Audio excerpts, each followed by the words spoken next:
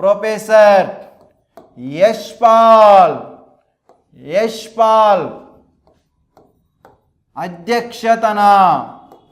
అధ్యక్షతన ఒక కమిటీని ఏర్పాటు చేయడం జరిగింది. 1992లో ప్రొఫెసర్ యశ్పాల్ అధ్యక్షతన ఒక కమిటీని ఏర్పాటు చేయడం. దేనిపై?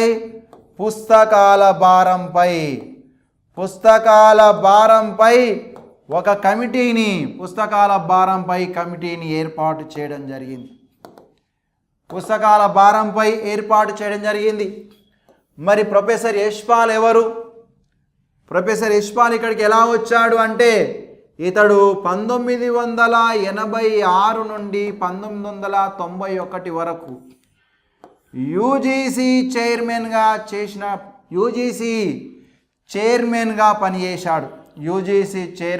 పనిచేశాడు. యూనివర్సిటీ గ్రాంట్ కమిషన్ అంటాం దీన్ని.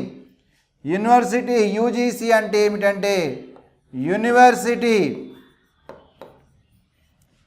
గ్రాంట్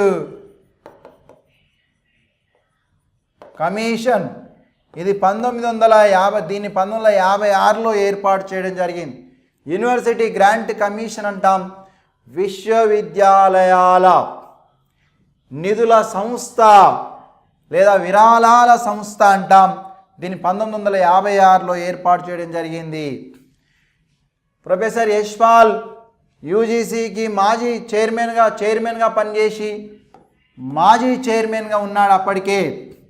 కాబట్టి యూజీసీ ప్రొఫెసర్ యశ్పాల్ ఎవరు అంటే దీనికి అధ్యక్షత వహించిందంటే యూజీసీ మాజీ చైర్మన్ అని చెప్పుకోవచ్చు. యూజీసీ మాజీ చైర్మన్ అని పేర్కొంటాం ఇతన్ని.